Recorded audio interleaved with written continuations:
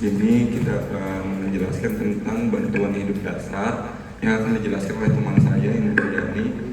Bapak Indriani, silakan.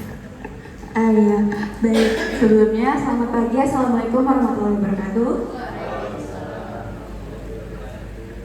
Ya, sebelum kita kembali ke materi, di sini saya izin mengingatkan bagi ibu-ibu dan bapak-bapak yang belum absensi, bisa absensi ke teman-teman saya terlebih dahulu. Selanjutnya mungkin apakah di sini ada bapak-bapak atau ibu-ibu yang tahu apa itu bantuan hidup dasar dan pertolongan coki? Kira-kira dia tahu nggak?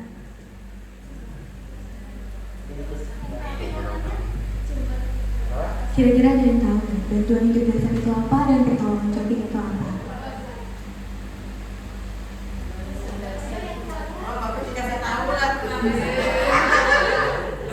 Ayo ibu, yang tahu jawab ibu.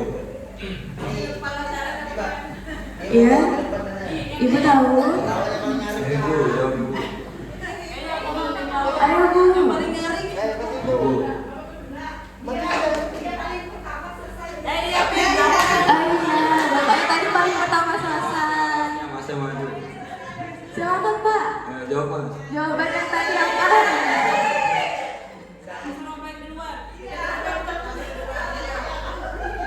Gak mau pak, silakan dijawab. Mau pakai mic?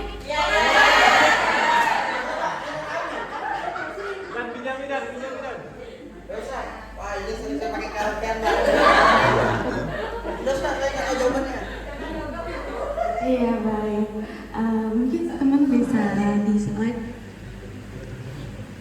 Iya, jadi untuk pengertian dari bantuan hidup dasar sendiri itu untuk henti jantung.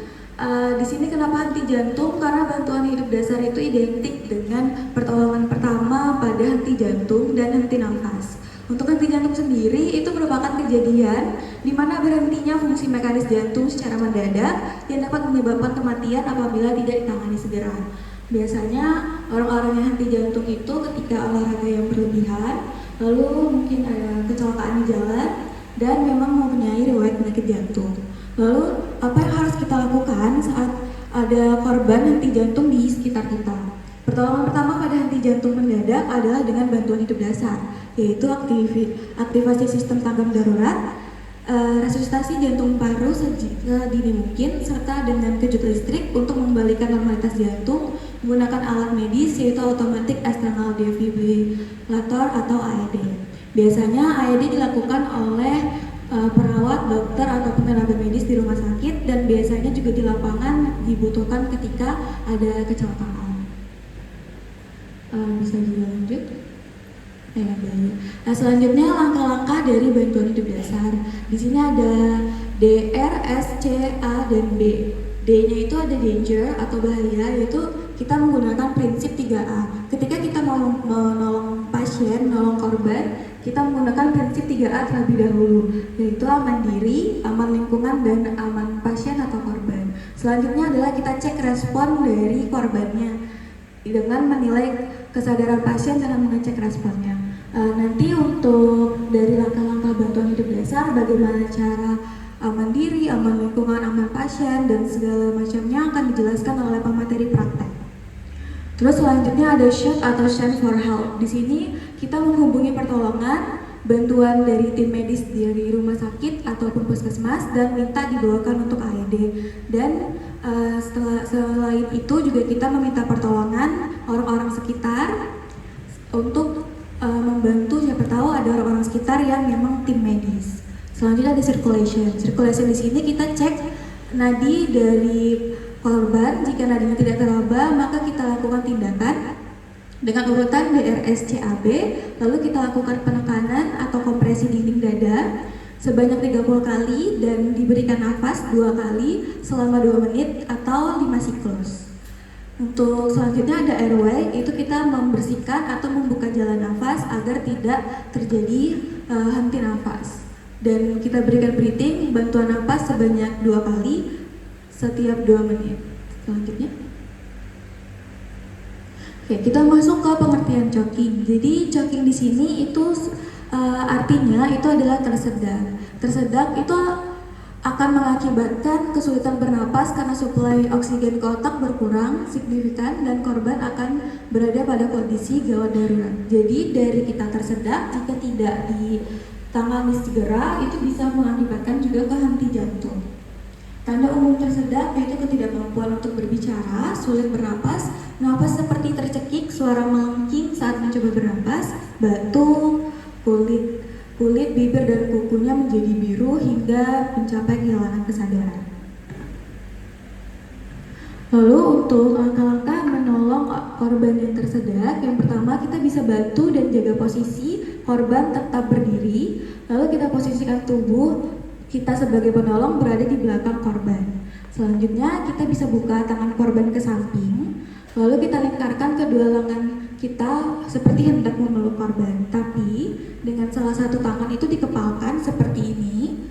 Lalu tangan penolong yang sudah dikepalkan itu ditaruh di atas perut korban, di atas pusarnya. Lalu kita lakukan hentakan kepalan tangan sebanyak 5 kali.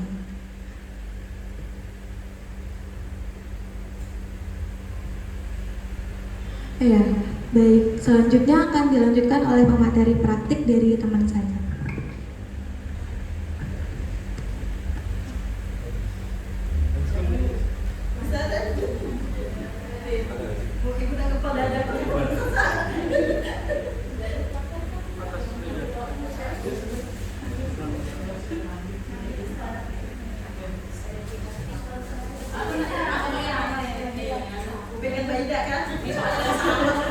Oke, baik.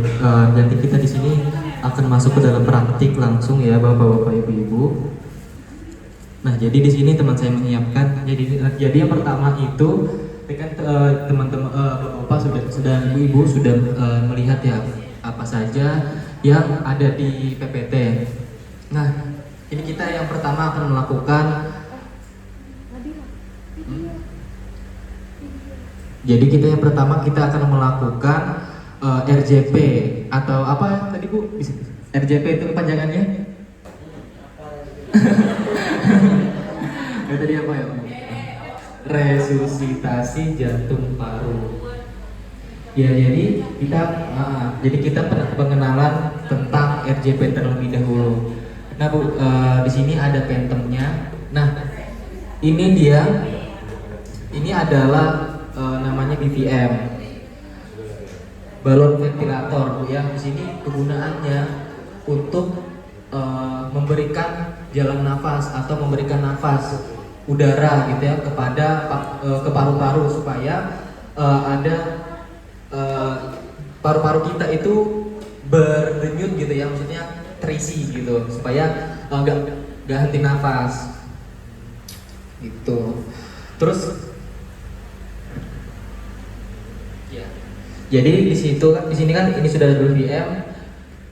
Ini ada simple mask. Jadi kegunaannya ini ketika kita tidak mempunyai BVM, ini gunanya mode to mode.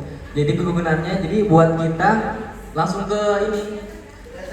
Kita pakai kita sendiri kalau misalkan nggak ada gitu. Kalau misalkan ibu-ibu dan bapak-bapak mungkin nggak bisa lihat yang di sana ya.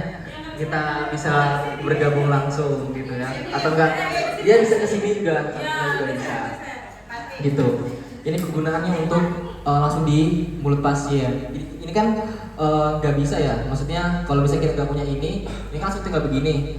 Kalau yang ini langsung dari kita sendiri niup gitu. Kan kita nggak boleh ya langsung bibir ketemu bibir Bu ya. Oke.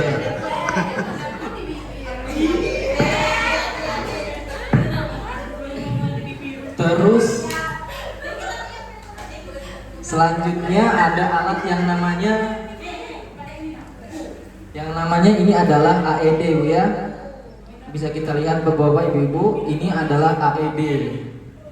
AED tadi apa Bapak-bapak, Ibu-ibu?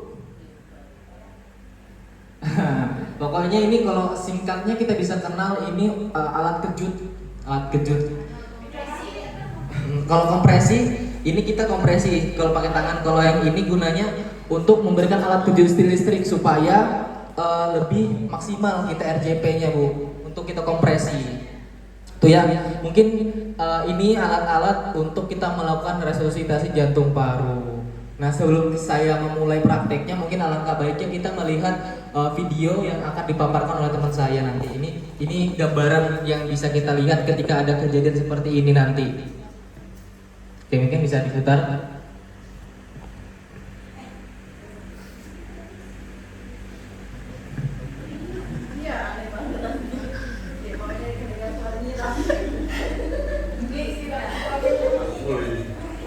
Nah, ini dia Bu, pertolongan pertama ketika choking.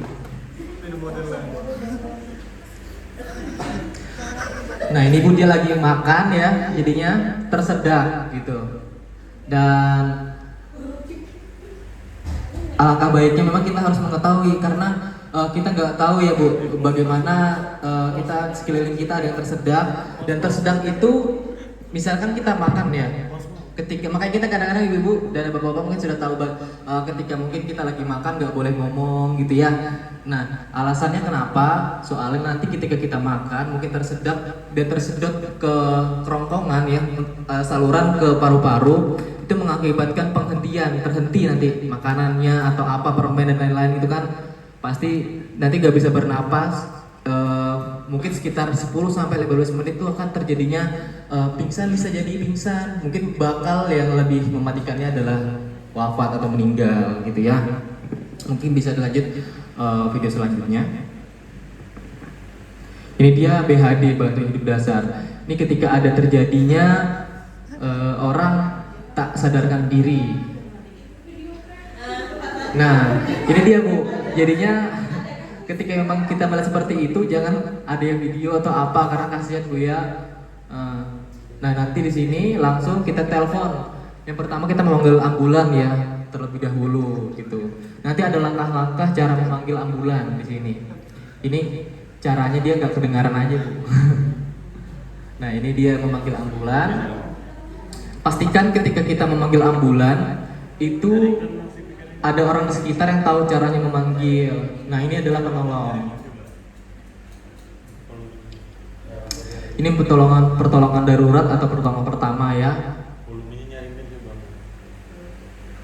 Nah, itu kita cek terlebih dahulu.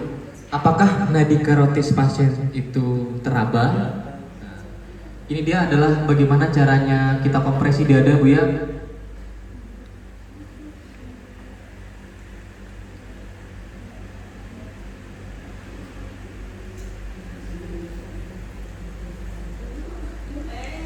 Oke, itu dia tadi video dari BHD, RJP, dan choking. Choking itu sebenarnya bahasa Inggris aja Bu. Aslinya ya cuman itu tersedak gitu. RJP itu henti jantung. Itu konotasi yang bisa kita pahami ya, dan simpelnya seperti itu. Mungkin kita bisa langsung praktek aja ya teman-teman ya.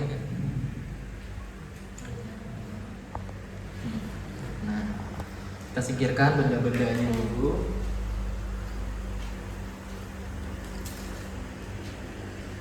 Cik, kamu bantuin dulu.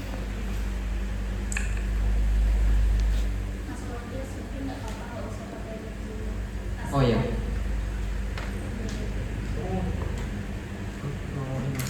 Ini kita jelaskan dulu seperti apa namanya, cara singkatnya ya bapak-bapak ibu-ibu. Jadi ketika memang ada terjadi orang yang henti jantung di jalan, itu kan entah kita nggak tahu ya kondisi pasien tersebut seperti apa, apalagi orang itu tidak dikenal. Maka dari itu kita harus bisa mempunyai mempunyai rasa aman diri terlebih dahulu. Kan tidak ada 3A ya. Apa aja Bu tadi? Ingat nggak masih? Yang pertama, aman apa? Aman diri, aman lingkungan, aman pasien. Itu kenapa seperti itu? Aman pasien terakhir, aman diri, kita harus aman diri kita dulu. Jadi kalau misalkan kita nggak aman diri, bagaimana kita bisa menolong pasien gitu apa atau orang yang ingin ditolong. Terus yang kedua, lingkungan. Tadi kan di video tadi banyak kerumunan kan. Ketika banyak kerumunan itu kita tidak bisa melakukan RJP atau pertolongan pertama. Jadi harusnya kita bisa mengkondisikan area yang ada pasiennya. Jadinya dimohon untuk membuat ruang atau tidak boleh dipertontonkan gitu ya. Terus yang ketiga baru kita aman pasien. Kita berikan pasien ini posisi yang nyaman, dalam arti ketika memang tidak ada sadar pasiennya, kita berikan misalkan dia dari tengkurap kita terlentangkan gitu. Ketika kita ada mempunyai tas atau apa, kita bisa sandarkan dia supaya nyaman juga lah, kita bisa lihat kondisinya kan. Nah setelah sebelum kita menyentuh pasien, kita bisa melihat terlebih dahulu apakah pasiennya ini ada cedera atau trauma dan lain-lainnya. Jadinya kita bisa lihat di sini. Nah, kita jangan sembarangan menyentuh orang, bapak-bapak, ibu-ibu. Jadinya sering diingatkan bahwasanya kita nggak tahu apa saja kondisi dari pasien, apakah dia punya penyakit menular atau dia punya penyakit yang lain-lainnya. Jadi sehingga kita mau nggak mau kita harus mempunyai APD, alat pelindung diri kita. Contohnya mungkin yang paling simpelnya adalah handscoon atau sarung tangan medis. Mungkin sembarang kita mempunyai sarung tangan apa, tapi kalau misalnya kita punya ya sarung tangan medis ini Bu ya. Jadi kita jadi lebih aman gitu, tidak tertular penyakit gitu ya. Jadi itu yang kita harus perhatikan ya oleh yang pertama. Jadi mungkin dari sini paham ibu, bapak-bapak, paham ya? Nah oke, selanjutnya kita harus tahu, kita kan sudah cek nih kondisi pasien, kita sudah menggunakan sarung tangan.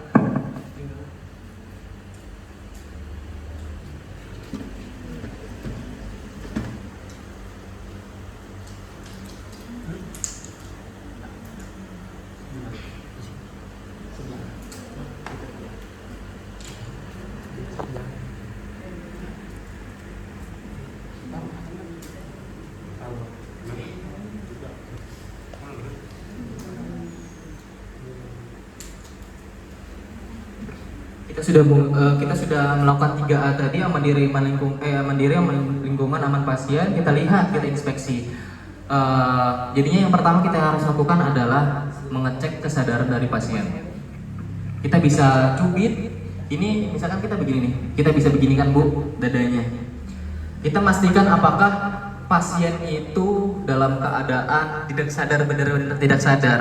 Ketika dia masih setengah sadar, itu dia merespon, matanya pasti kedip atau apa, dia melakukan pergerakan. Tapi ketika tidak merespon, walaupun kita kuat ya kita, atau nggak dicubit atau di apa, itu pasti melakukan respon. Yang pertama juga kita bisa melakukan ini, kita tekan, kita pukul dadanya. Misalkan bapak-bapak, pak, gitu ya, pukul aja dadanya, bukan apa-apa. Jadinya kita bisa tahu apakah pasien ini dalam kondisi betul-betul tidak sadar gitu ya. Nah, ketika kita sudah mengetahui kesadaran pasien, kita cek apakah ada trauma di leher atau tidak, dalam artian ada atau cedera ya dari sini. Ini kan yang rawan-rawan yang mungkin dia jatuh, kepala terbentur atau apa gitu ya, kita cek juga. Nah, setelah itu kita menyuruh sekeliling kita gitu untuk memanggil ambulan.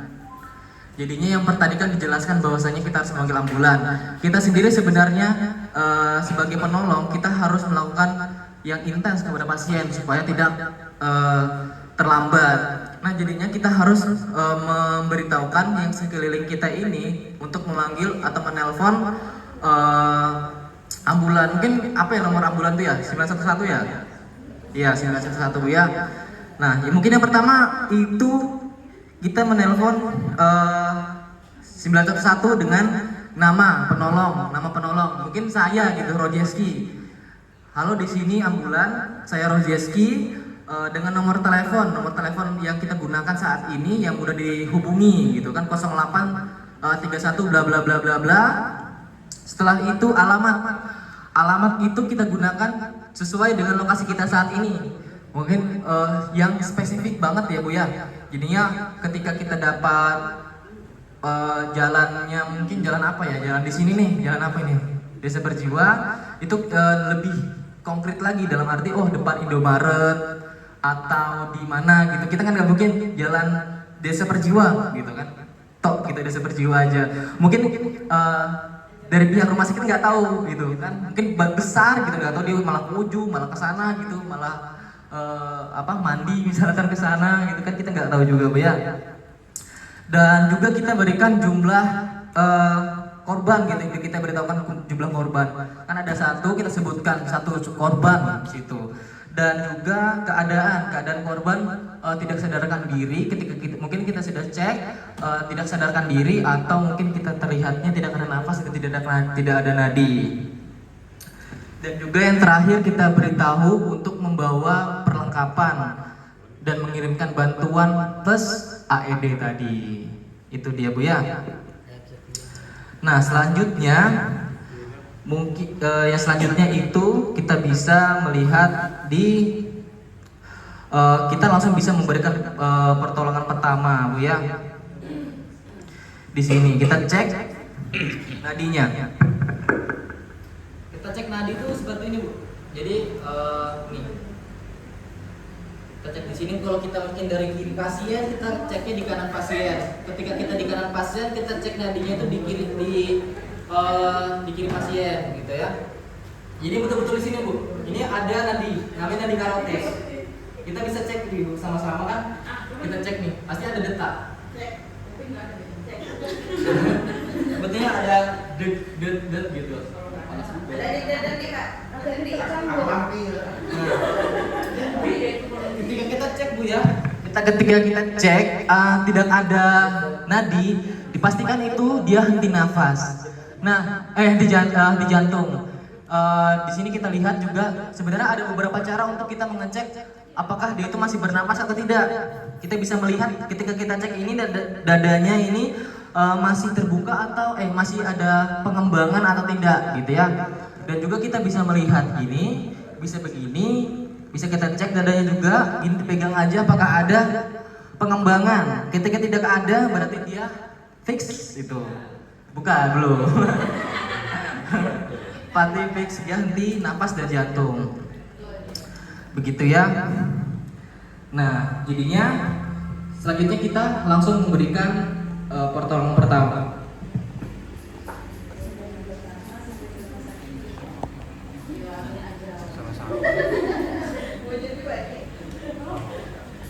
Jadi Bu, tangannya ini begini, kita kan tangan begini, di ini kan, ini seperti menggenggam tapi di belakangnya. Nah, pastikan dan tangan kita ini pas di sternum dada atau di tengah dada Bu, dan kedalamannya sekitar 3 sampai 4 cm. Jadinya gini. Mau coba kan nih?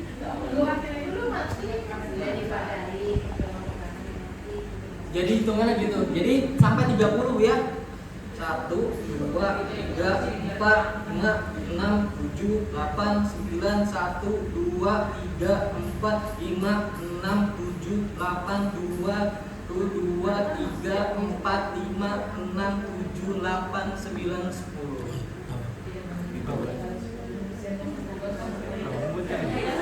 Ya, seperti ingat dulu. Jadi memang untuk untuk memang melakukan kompresi dada itu memang capek memang. Jadinya makanya kita harus memerlukan teman Bu ya, atau bantuan gitu. Nah kita harus memanggil ambulan tadi gitu kan. Jadinya itu adalah satu siklus Bu. Ya, jadinya kita setelah melakukan itu tadi satu siklus, kita harus mengecek lagi tadi tuh apakah nadi dan nafasnya masih teraba, sudah ada atau belum gitu. Nah sebelum itu kita melakukan BVM tadi. Sebenarnya kita harus memerlukan 2 orang di sini Bu. Yang satu untuk RJP, yang satunya untuk ini tadi. Mungkin ada yang bisa bantu saya melakukan BVM.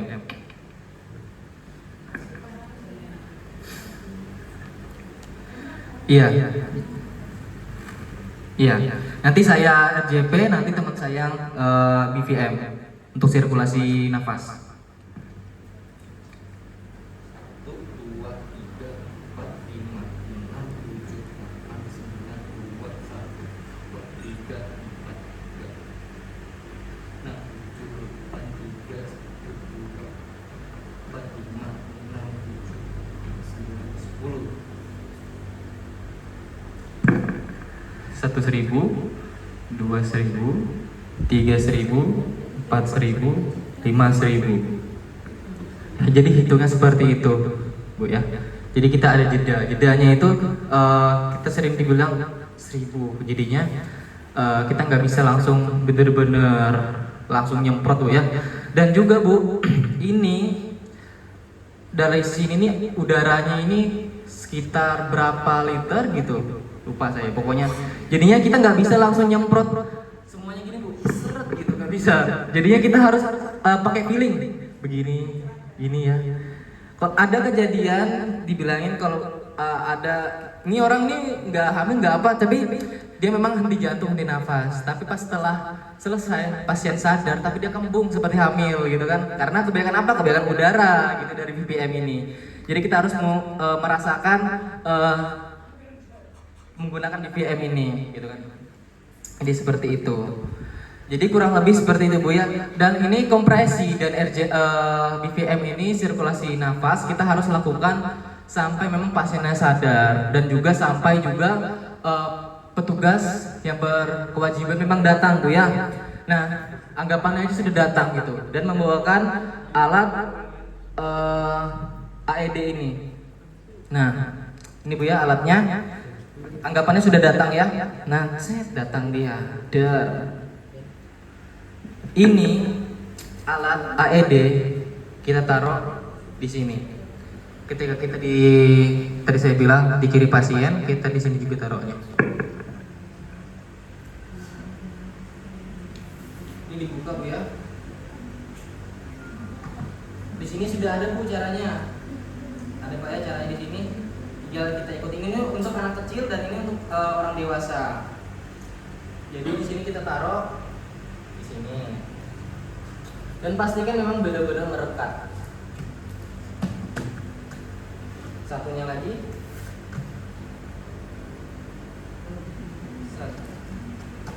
Kita pastikan merekat ya. Ketika dia nggak merekat, nanti akan ada muncul notifikasi supaya memang harus direkatkan, betul-betul direkatkan. Jadi kita hidupkan. Nah, ada suaranya.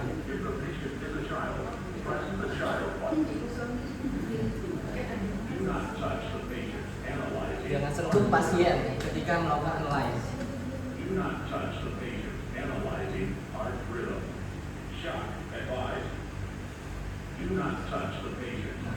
Ketika dia melakukan shock, kita nggak boleh menyentuh pasien. Nah, takutnya kita kesetrum ya. Nah, ketika ada tombol merah dan bunyi seperti ini, kita pencet aja. Nah, tuh, shock, sudah dilarikan. Kita langsung kompresi.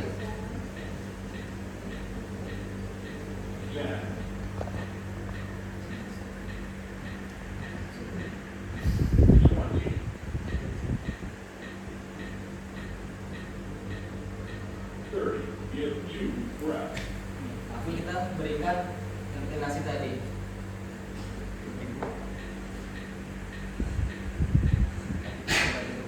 Nah, dan juga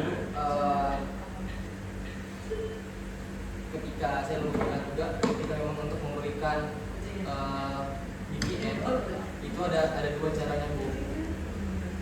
Kita bisa tonggakkan kepalanya seperti ini, dan juga kita bisa pegang kepalanya seperti ini. Nah, namanya head chin lift. Ini ya, dan juga begini. Ini supaya memang sirkulasinya benar-benar masuk gitu. Dan yang kedua mungkin kalau misalkan ada cedera gitu ya, di daerah lehernya mungkin kita bisa pegangnya seperti ini saja. Bisa pegang seperti ini saja. Jauh ras. Oh iya. Dan juga Bu, ketika sudah kita melakukan RJP terus menerus, ini bisa dihentikan oleh penolong apabila penolong pertama sudah kelelahan, terus itu dengan catatan RJP dilakukan oleh penolong yang lain, gitu ya, sehingga masih bisa ada yang melanjutkan. Dan yang kedua, penolong bisa menghentikan RJP ketika pasien sudah memberikan respon, napasnya sudah ada, dan juga nadinya sudah ada, gitu ya.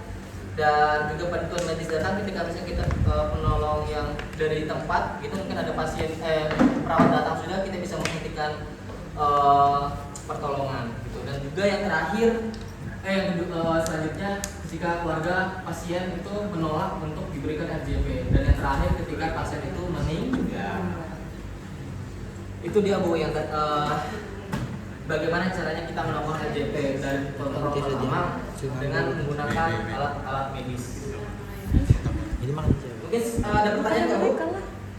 Yang pertama Apa? makan siapa? Itu kan makan siang, makan berat. Ini makan ringan, snacknya.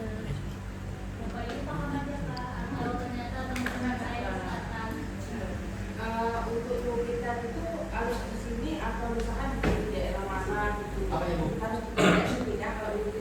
Maksudnya tadi kan ada kan Oh, iya. Oh iya, yang buat cek kesadaran itu. Iya. Iya, mungkin bisa di dada Bu, karena dada ini kan kalau misalnya kita gini dikit aja sudah sakit kan Bu ya. Ini sudah sakit. Harus di situ ya tadi. Iya bisa. Bisa juga kita cubit di daerah sini juga bisa sih Bu, di sini. Kalau mau tuh di sini, kalau Ya. mau di sini. Ya di sini juga bisa Bu, kita tekan. Ada kan di atas tulang sangka ini kan ada ginjalan, nah itu ditekan dikit aja. Atau di ujung jempolnya.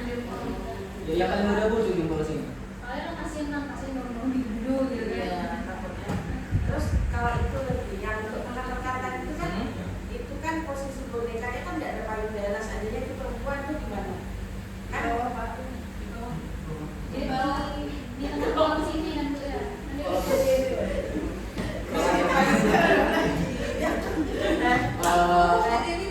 Kalau misalnya perempuan Bu ya, kan maaf aja Bu ya, kan ini payudara itu mungkin bisa di apa ya maksudnya kan ini kita bahasa untuk pertolongan Bu ya, jadinya kalau payudara ini kan agak sedikit, kalau kita balik agak mungkin bisa ke sana Bu ya,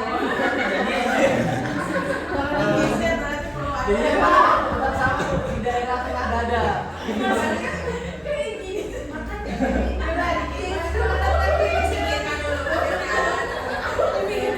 Jadi saya kemarin di rumah saya sempat mendapatkan pasien dengan henti jantung dan nafas. Jadi beliau ini memang sudah wafat sih sebenarnya, tapi memang perempuan gitu. Dan saya memang RJP itu tepat di tengah dadanya juga. Gitu. Jadinya memang kita ada yang apa ya? Kita perlu memang harus terus melakukan RJP, walaupun bentuk ibunya ini atau apa ya pasien itu kurus atau gemuk, itu memang paling susah kan agak sedikit berisi Bu ya, tetapi kita tetap melakukan RJP walaupun memang kadang-kadang ada orang yang menanyakan bahwasanya kenapa sih kita RJP terus-terusan, tapi gimana kalau misalkan tulang dadanya ini tulang rusuknya patah.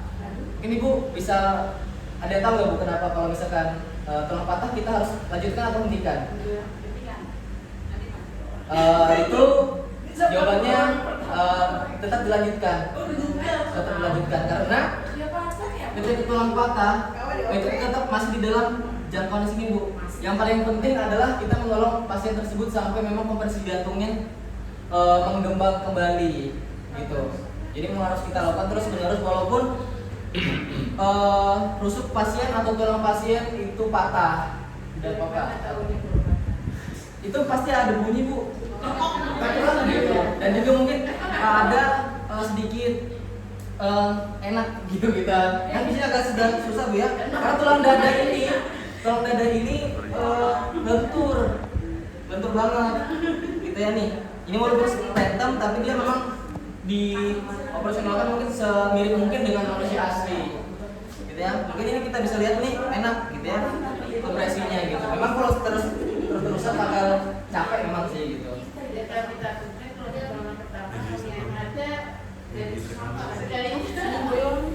ada pertanyaan lagi. Posisi kepalanya lurus atau dinaikkan? Karena itu ada yang posisinya berdiri, apa ditegakkan.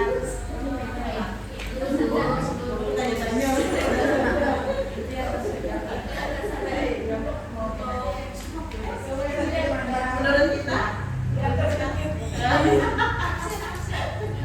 Posisi kepalanya itu untuk posisi kepalanya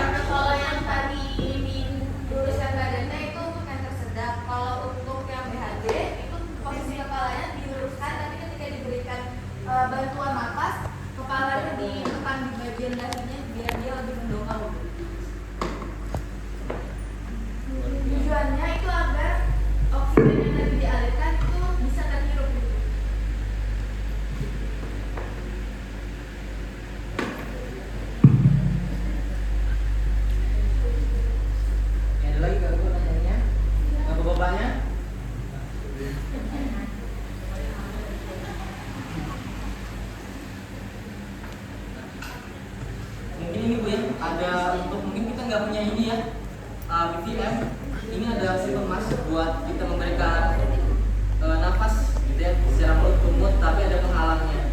Jadi Bu, kita langsung tip aja di sini, sama aja, kompresi juga sama, maksudnya hitungnya tetap sama. Gitu, jadi tip. Itu pasti dia langsung keluar di situ ya.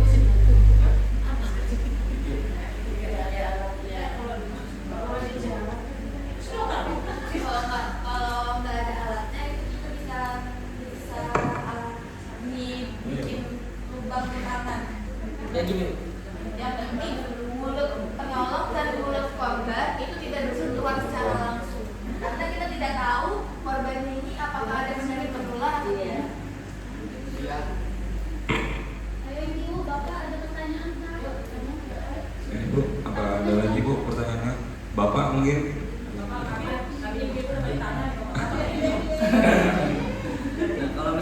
Kalau tidak ada pertanyaan nanti mungkin kita simpan, bapak ibu simpan aja pertanyaannya, mungkin nanti mungkin selanjutnya kita akan melakukan choking atau tersedak gitu. Mungkin saya membutuhkan teman untuk melakukan ini, mungkin bisa Ini nanti bisa klik. saya buat mempraktekkan ini.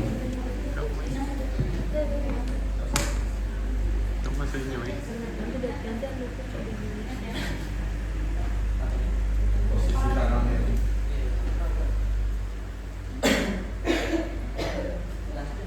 Oke, baik ibu-ibu, di sini kita akan mempraktekkan choking ketika pasien sedang tersedak. Jadi ini pasien misalkan dia tersedak dimakan atau apa, makan permen, banyak hal yang bisa membuat kita ini terjadinya choking atau tersedak gitu. Makan permen, apalagi Bu biasanya Bu ya, yang Bu lihat biasanya kontol, Bakso. ya, istilahnya kita makan gitu kan. Mungkin Ibu pernah nggak melihat teman-teman apa sekitarnya tersedak? Apa yang Ibu lakukan biasanya? Kasih minum. Kalau misalkan kalau bapak biasanya itu kalau anak kecil segini itu langsung digini-ginikan biasanya ya. Nah, ini ketika kita mendapati pasien yang gedenya segini misalnya, gedenya segini, jadinya siapa aja tersedak. Ketika tersedak, pasien ini tidak bisa ngomong ya, atau dia nggak bisa nafas sama sekali. Jadinya memang benar-benar langsung penurunan gitu ya, langsung pengen batuk kan nggak bisa, terus gitu pengen ngomong juga nggak bisa karena sirkulasi nafasnya itu tertutup.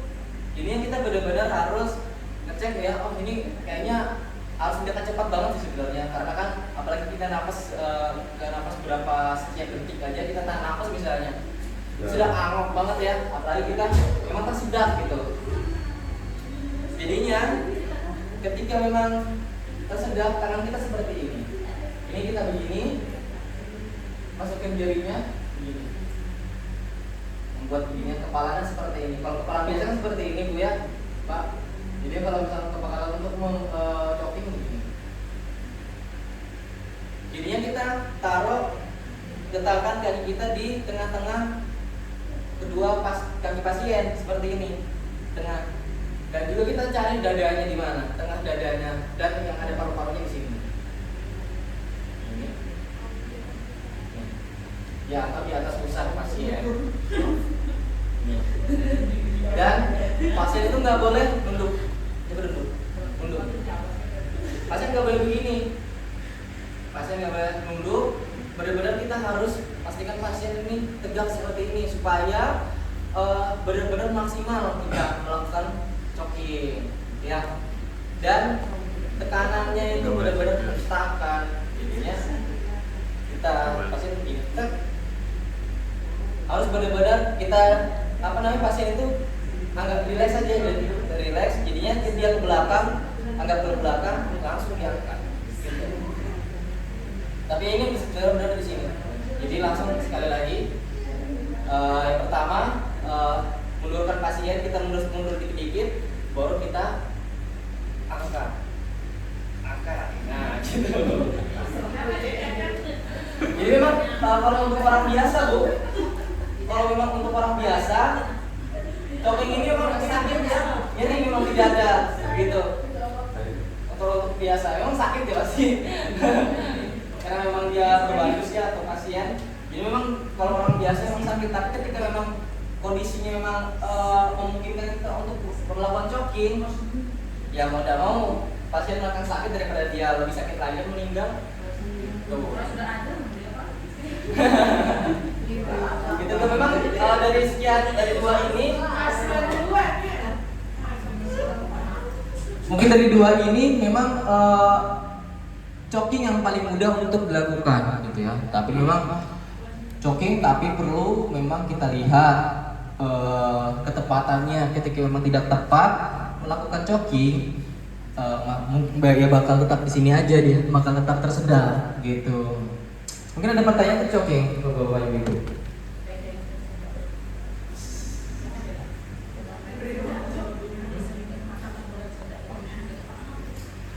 Dan juga siapa yang mau mencoba silakan boleh ke depan ya.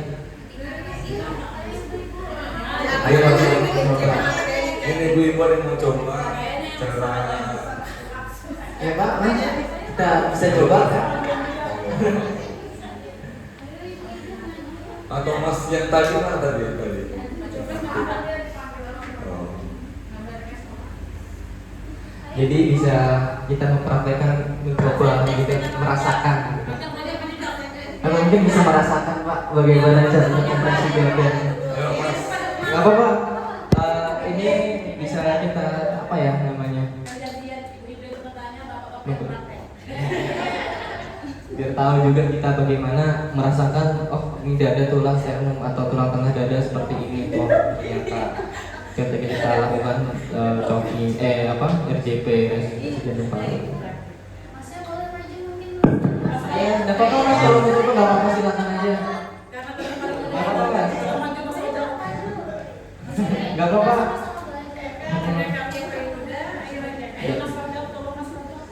Di sini saya nggak semata-mata untuk lebih tinggi daripada Bapak Ibu semua sekalian. Cuman saya ingin kami ingin sharing saja bagaimana caranya kita memberikan pertolongan pertama pas tepat dengan tema kita di sini. Supaya kita semua tahu dan kita bisa sharing gitu kan bagaimana caranya kita menolong seperti itu.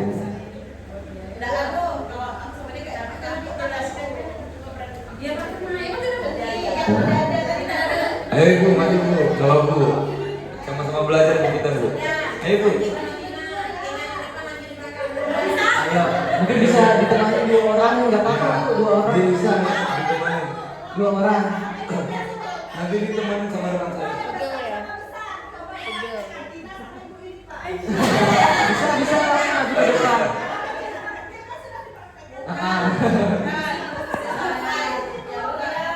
Oh iya. Untuk coking Bu. Oh boleh kalau mau dipraktekkan ke depan. Ayo teman-temannya mau Bu maju. Nggak apa-apa Bu.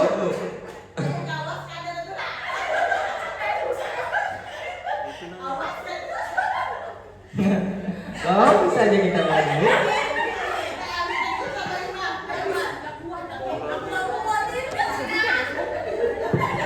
Ibunya jadi penolong, ibunya jadi pasien, nggak apa-apa.